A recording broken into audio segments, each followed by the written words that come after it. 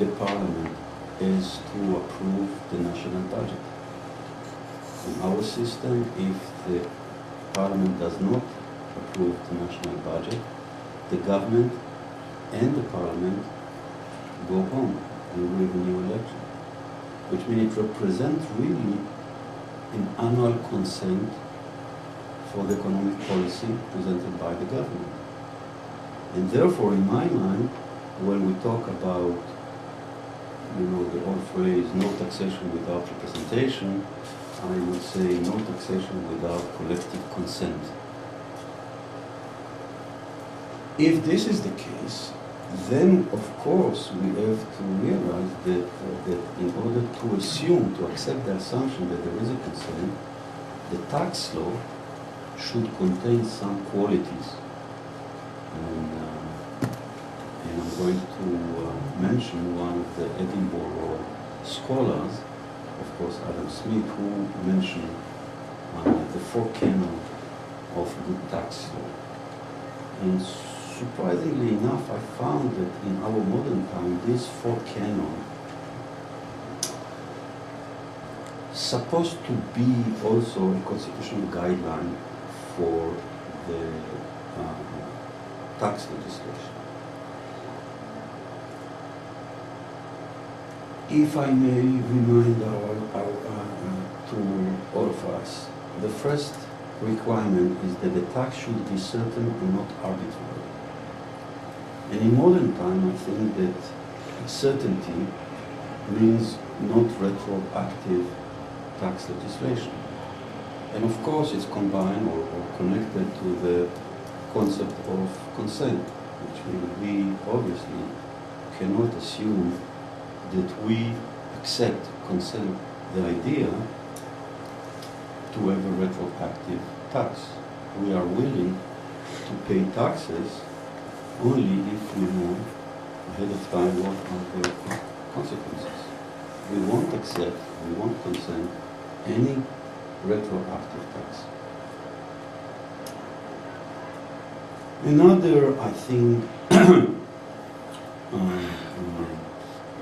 concept that derives from the from this canon is that realization requirement. As we all know, the realization, especially in income tax, is one of the most important significant requirements. And I found that it is basically connected to the certainty, which we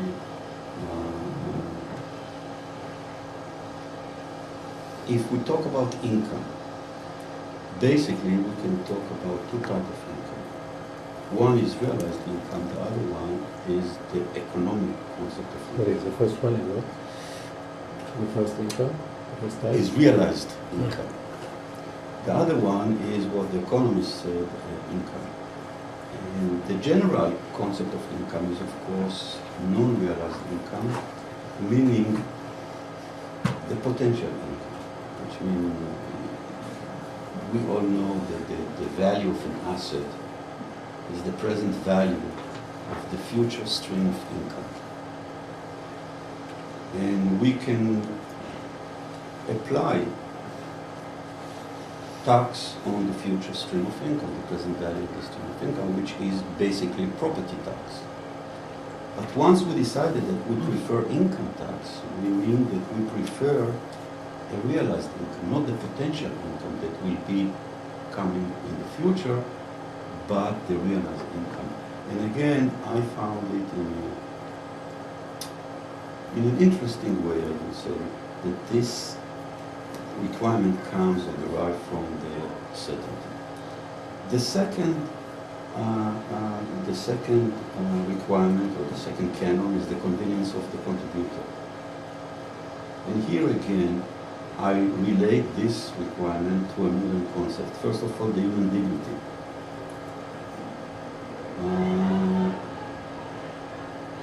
I believe that no tax should violate or can violate the human dignity. And that is probably why we have in every tax system, income tax system, a minimum amount that is not taxable. either by tax credit or by personal exemption or standard deduction. And this concept was basically introduced to us by the Carter Commission in 1966 in Canada, where they defined the tax base as the discretionary power to consume, which means if you have to spend to consume, to spend some amount of money without any discretion for dwelling, for living, for basic needs, then it's out of our tax system. And again, I think it derives from the convenience of the contributor. And of course, the second aspect of this second canon is the timing of the tax payment. We should take into consideration the convenience of the contributor when we ask the taxpayer to pay her or his tax payment. And I'm not so sure that all the tax administration are aware to this requirement, and that's why I'm writing about it to remind them that these considerations should be also taken into account. The third canon is efficiency. When I studied tax law some 400-500 years ago, I was taught that efficiency in tax law means that the cost of the administration will be lower than the tax revenue. Now, this nowadays, due to the literature by public financiers, efficiency means a little bit different. Those of us who are a little familiar with the optimal taxation concept realize that it is very, very difficult to appreciate what is the real cost in terms of welfare of the tax, or any tax. But we do know that every tax, by definition, has what we call an excess burden or deadweight loss, which means that the loss of the welfare to the society is higher than the amount of the state revenue. And it can be, presented in a very, very simple way. I won't get into the formula, but this is a given. And I'm sure that this, nobody can argue about it. And here comes the constitutional aspect, because in the United States, very, very interesting, in the United States, the Constitution said that the Congress has the power to levy taxes for two purposes: for the national security and the general welfare. I argue that even if it does not written in so many words in any constitution, in every constitution, of course, it has to be the same idea. The taxes should be levied only in order to increase the general welfare, not to decrease. And here we have this kind of problem, because if any tax is a deadweight loss or excess burden, then it is almost by definition decrease our welfare. And therefore, in my understanding, is that in order to have a tax that is constitutional or follow the constitutional requirement, we have to have a system that the benefit that we derive from the government services provided from the taxes, which means the taxes finance the government, the government public services, goods and services.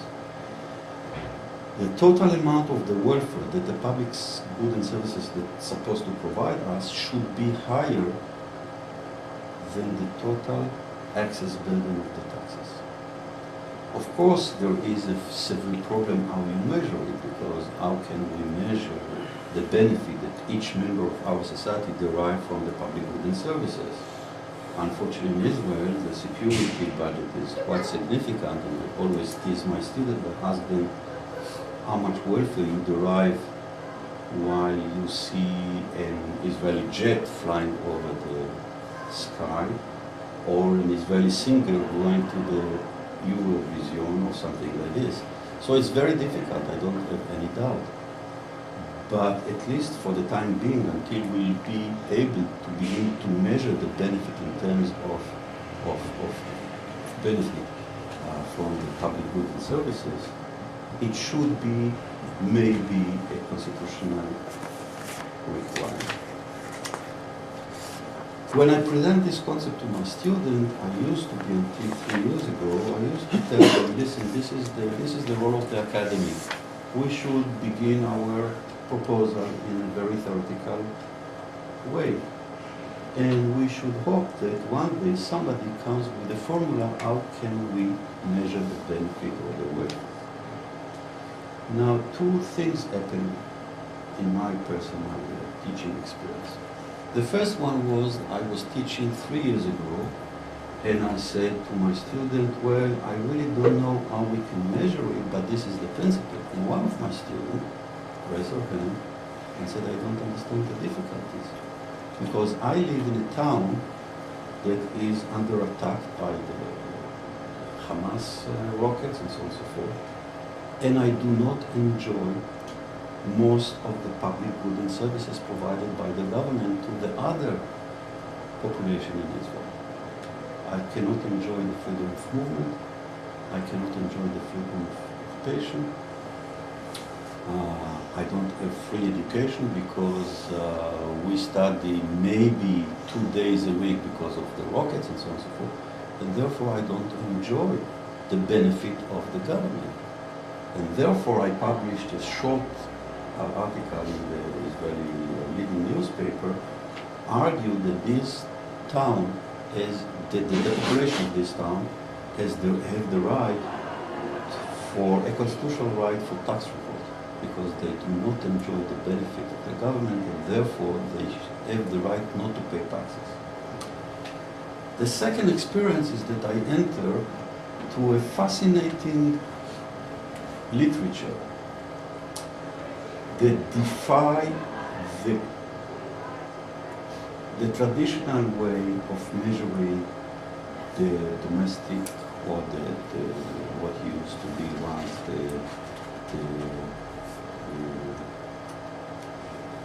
the way they measured the production, the GNP or GNP.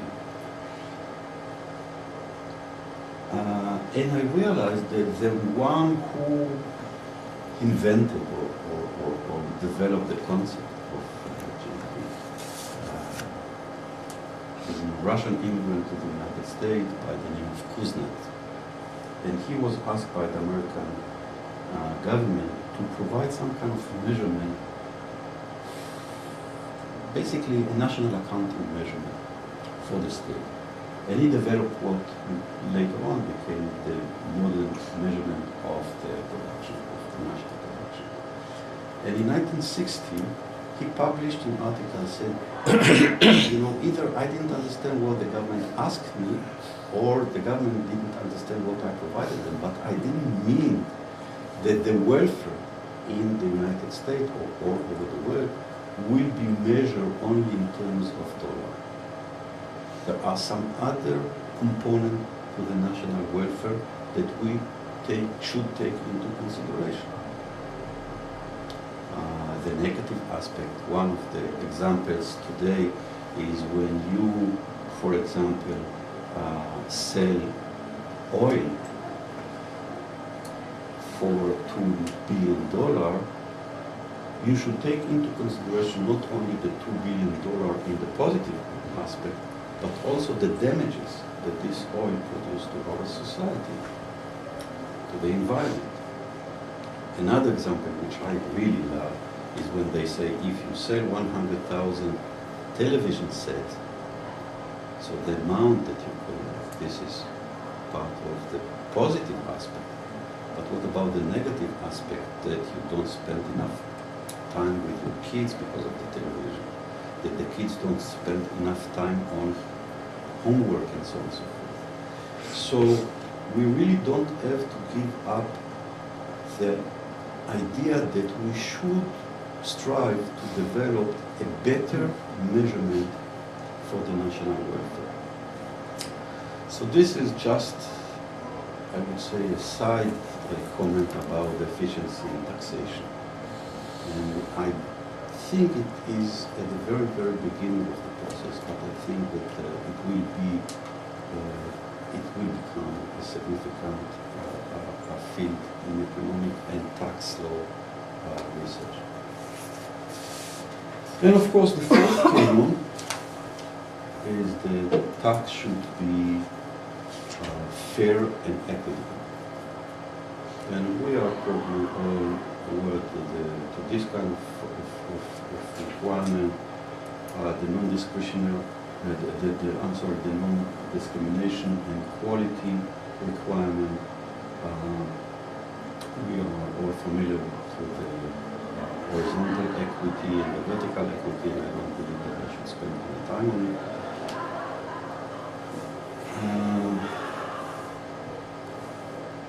Once we agreed upon the horizontal equity and the vertical equity, and David Elkins has developed a fascinating concept that we should not pursue both of them.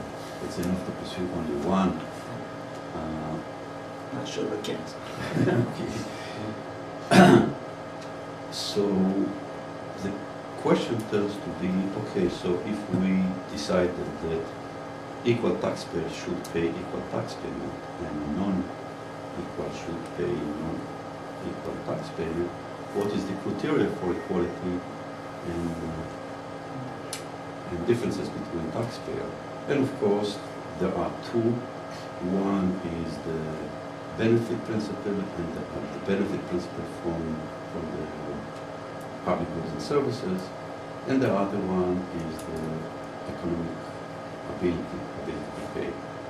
And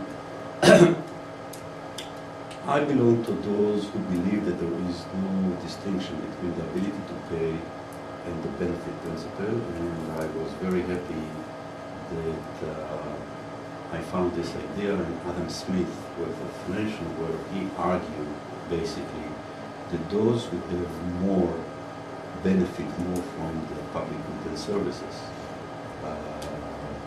If I may introduce this principle very, very briefly, those who have more enjoy more the basic services of the government, because the basic services of the government is law and order,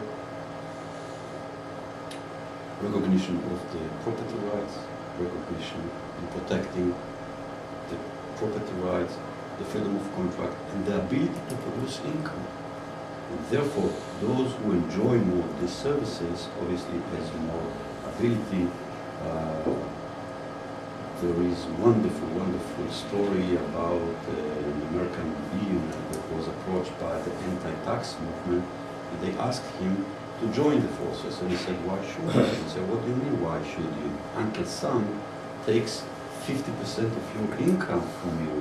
And he said, "That's perfectly right, because after all, I take 100% of my income from Uncle Sam, so there is no problem about it." My next step, and I'll try to be very briefly, I'll try to do it very briefly because it's in the paper and I would love to answer your question, is the constitutional right for property. Does tax, by definition, infringe or violate our right for property? And I don't believe so. I go back to John Locke, labor justification. And as we probably remember, he talks about labor justification, which means everything that we produce belongs to us, provided the two provisions are remarkable, interesting, For some reason, our fellow American forgot these two provisions. We don't want to get into it. But the idea that everything that we produce belongs to us lead us to the recognition that in modern time there is nobody in our society that can claim that what she or he produce is the product only of her or his labor. Meaning that we have some kind of a joint project. When I come to teach to my student and I get my compensation, let's say $100, for me it's very obvious that I represent, when I come to my classroom, a partnership between me and the public. It's very public. It's a public represented by the government. Without the public investment in the infrastructure, which means in the roads, in the buildings, in the educational system, because without the educational system we wouldn't be able to have students. Investment in the legal system, because without the legal system, without the recognition of all the rights and the professions of legal activity, I wouldn't have any student, because nobody without a legal system, without a legal structure, nobody would be interested in studying. And therefore, when I come to my classroom, I represent basically the joint venture or a partnership, and when I receive the compensation, basically I receive it on behalf of the partnership. And therefore, I have to divide the income that I receive between me, myself, and the public.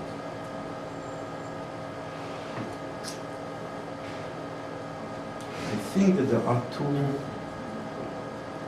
American scholars that present this idea in a much better way. One is Richard Posner, and he says something like this. Suppose we have two Michael Jordan, totally identical, absolutely identical. One is in Chicago making $40 million a year. The other one is, for some reason, he chose Ethiopia, and in Ethiopia he said Michael Jordan in Ethiopia is able to earn maybe $100 per year. So Michael Jordan in Chicago has to realize that he owns some kind of economic allegiance to the American people. Without the American people, without the American consumer, without the American quality system, high school and so on and so forth, they wouldn't be able to make $40 million. And therefore, when he makes $40 million, part of it belongs to the partnership between him and the public. Arthur Ocon is another economist, one of my favorite. He talks about Henry Ford, and he said Henry Ford could make it in the United States because of the workers, because of the moral concept in the United States, because of the roads, because of everything. If he would take his idea to Libya, again, this is his choice, not mine, then he would end up with a lemon. So basically, my argument is that tax law, as long as it is a good tax law that can be based on the public consent, is not a violation of the property right, but it is what I would call a profit-sharing mechanism between the taxpayer and the public. I can continue on and on with another justification. There was a committee in the League of Nations in 1923. They presented their report, and they developed, there was a professor, an American professor by the name of Seligman, who developed this concept, and the committee headed by Professor Seligman adopted, surprisingly enough, his concept, which is economic allegiance, saying you owe economic allegiance to every state that the production or the consumption of your income is connected to. And therefore, again, tax law is not a violation. It's not a compulsory payment. It's not a confiscation. The only reason that when we introduce tax law to our student in the first class, we say taxation is a compulsory payment, but the only reason that the taxation is compulsory is because we are free rider in our society. And therefore, we have to enforce it. But the way I see it, and this is my final remark, the way I see it as a tax educator, we have to try to convince our students and ask them to convey the concept that we should be, as Justice Holmes said once, I am happy to pay taxes because this is the price for being able to live in a civilized society. So this is basically my approach to tax law, and thank you very much for being patient, and I'll be more than happy to answer any question. Thank you.